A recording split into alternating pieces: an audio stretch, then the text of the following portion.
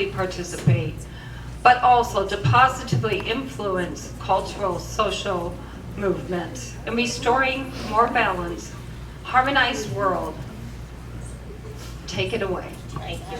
Let's give Thank her you a very hand. much. I'm very excited to be here today. Very, very blessed. And I just want to say all the speakers so far did an amazing, amazing job.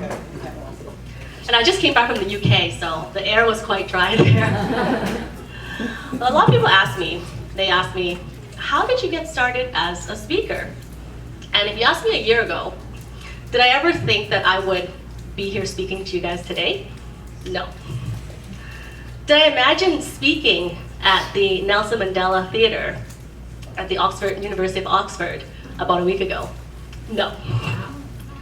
Did I think that I would speak in LA in front of 1,500 business professionals the second time I went on stage? Hell no. So what did I do to get here? I started aligning myself with my purpose. Is there a way we can make this full screen? Yeah, it needs full presentation. Yeah. Oh, I didn't do this. Is there a clicker? There we go. There's a technical difficulty again. Sorry. No clicker? It's there. Oh. All right. Let's try this again for the 5th time. Okay, so there I am. That's me on stage the 2nd time in LA. So before speaking on stages, I was just going through the motions. I think many of us have experienced that. Waking up, making breakfast, getting the kids to school, then working, and then going grocery shopping, making dinner, and then just repeat that all over again. Occasionally on weekends, I'll get invited to kids' birthdays, which can never decline. So that was my life, and I was really unhappy. I was in a 20-year relationship, 10 years married with 2 kids, and this is actually the first time I'm sharing this on stage. Not only am I a speaker, an entrepreneur, a mom, a daughter, a leader, I'm also a survivor of narcissistic abuse. So not that I love public speaking, but I knew that I have a gift and a calling. And whenever I share my stories or my journey, I'm always able to light a little bit of a spark in that person who's listening, or inspire a little bit of hope, or uplift them a little bit maybe. And so I noticed that I'm able to give permission to people to be themselves and to be vulnerable. And so I watched this movie once, and one of the main lines of the movie says, God gave us gifts, and it is a sin not to use them. Sorry, here comes the call. You got this. Thank you. Oops. Hold on. Okay. Can everybody see that? That's a little bit, it's a little bit not visible. So through alignment with my purpose, so what I did was I aligned myself to offer more to this world than just being in my little bubble. And guess what? When I did that, doors started to open. And I started to get invitations to speak on stages and tell my stories. And your stories too can change lives. So through aligning with my purpose, it's how I began to reclaim my time and power. And today, I'm going to teach you all to do the same. So you might ask, well, how do I do that? Instead of finding our purpose, we see that a lot, right? It's like a narrative. It's like I need to find my purpose. I need to find my purpose. In fact, we need to actually align with it.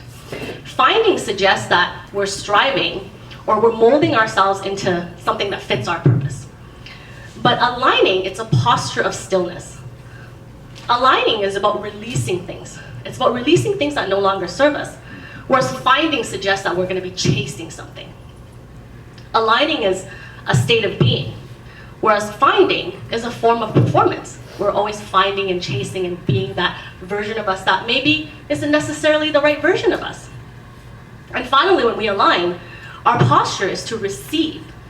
So when we strive to find, we're actually trying to control our outcomes, which I think a lot of us know doesn't really work. Oops, Sorry. Okay, so today I'm going to teach you guys the release method. And we're going to be collaborating.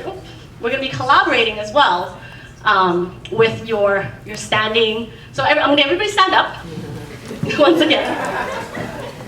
So raise your hand for me if you've ever left a conversation or a meeting and you felt that you shrunk yourself. Everybody, right? Me too. Raise your hand for me if you feel that you're still carrying some sort of shame, some sort of fear, some sort of guilt that doesn't belong to you. It belongs to somebody else. Yeah. So today we're going to release that. So I'd like for you to think of one thing that you want to release. And we're going to do that. I'm going to collab with you. We're going to do the stance and the chin up. And we're going to take a deep breath. You're going to think of that one thing you want to release. And you're going to say release. Release. Perfect. Awesome, you guys. And so this method, you can do it at any time. That's the good thing about it. You can do it during yoga. You can do it when you're washing dishes. And the best thing about it is that it's free. So congratulations. You just made space for something new to enter your life.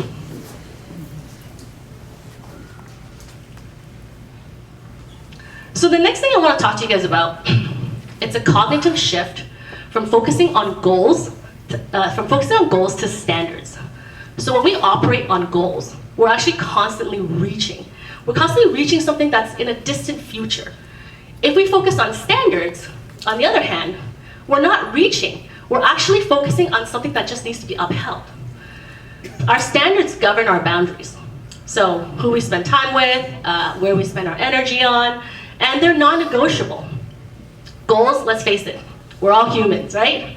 Sometimes we shift it, sometimes we make excuses, and sometimes we move our own goalposts. And that's the reality. So the solution, make a cognitive shift to focus on establishing and maintaining standards over maintaining your goals, and watch how your life starts to move in different directions. Now I want all you guys to intentionally think of one standard and release one goal. Can you do that right now? Is it done? Congratulations. There you go. You've just made an important alignment with your posture.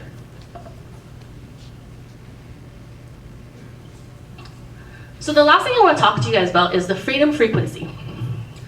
Whoops. Whoops. Oh yeah, okay. So before the age of 7, our brain runs on a frequency called theta. This frequency, it gives us unlimited access to our creativity, wonder, curiosity, and courage. It is the light within our inner child. Over 30 years of research, neuroscientists from MIT, Stanford, and Harvard, they discovered that most adults, through social or environmental circumstances, we experience a level of cognitive decline that prevent us from accessing this brain frequency. So, fortunately, they have found a way to restore theta through a process called brain entrainment. So it uses a 7-minute audio track that is practiced on a daily basis that helps us regain access and restores this frequency, and it helps us access our unlimited potentials. This audio track is called the Genius Song. So if anyone's interested in the Genius Song, please come see me after and I can provide you guys with access. Here it comes again. So sorry, guys. So to recap, in order to align ourselves with our purpose, we need to 1, release what no longer serves us, 2, shift from goals to standards, and 3, practice restoring the theta brainwaves. So I'd like to finish off my speech with an affirmation. I'm gonna, once again, I think somebody did this earlier, put your hand on your heart, and say this with me. You can close your eyes if you want to. Today, I give myself permission to connect with my inner child. I honor my body, mind and spirit, and release all narratives that do not align with my authentic self. I boldly reclaim my unshakable inner peace, my inner authority, my time, and my power. Yes. Thank you. My contact. And for anyone who wants to join a WhatsApp networking group, myself, Marcin, Iwa, and Bruce, we started a group chat, so just come and find us. We'll add you guys in the group chat. Okay, I think it's great for us to network and support each other and raise awareness and all that. So thank you very much. Thank you.